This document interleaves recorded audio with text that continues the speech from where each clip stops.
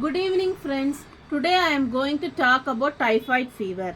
Typhoid fever is an illness caused by the bacterium Salmonella typhi. It infects small intestine and causes high fever, stomach pain, and other symptoms. Typhoid fever is also called as enteric fever. It can transmit bacteria from contaminated food and water from infected people.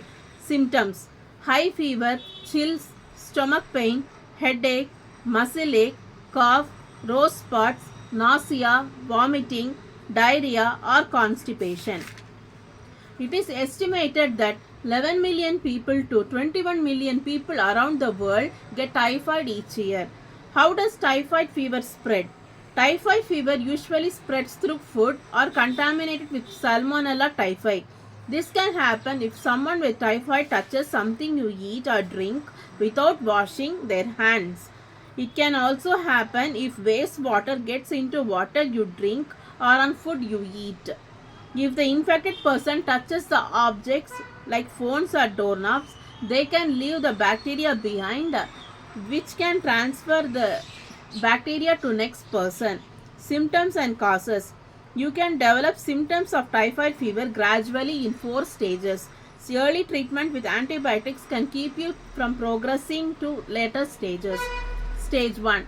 You can start getting typhoid symptoms anywhere from 5 to 14 days after coming into contact with Salmonella typhi. The first symptoms is a fever that gets higher over a few days called stepwise, since it goes up in step. The bacteria is moving into your blood at this stage. Stage 2. Around the second week of fever, the bacteria is multiplying in your Peyer's patch. Peyer's patch is nothing but which is a part of your immune system that identifies harmful invaders.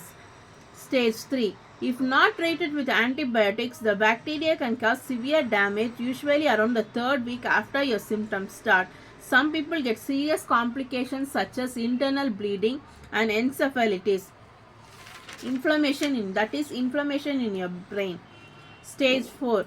Stage 4 is most people begin to recover. Your high fever begins to come down. Salmonella typhi can live in your gallbladder without causing symptoms, which means you can still be contagious even after you feel better.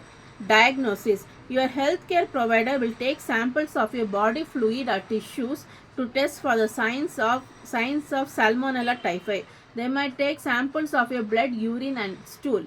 Blood. Your provider will use a needle to take a blood sample from your arm, poop or stool. Your provider will give you a sterile container and instructions how to collect a sample. P. Urine. You might be asked to pour into a cup given to you by your provider. Your provider might numb your skin and take a sample with a small razor or a scalpel. Bone and marrow. Your provider will numb your skin and use a special needle to get a sample of the inside of your bones. It's rare that you'd never need this test for diagnosis. Your provider will take X-rays. Food should be taken during typhoid fever. Omega-3 foods, dairy products, bananas, carbohydrate-rich foods, high water content foods, high calorie foods. If you like my video, please like, share and subscribe my channel. Thank you.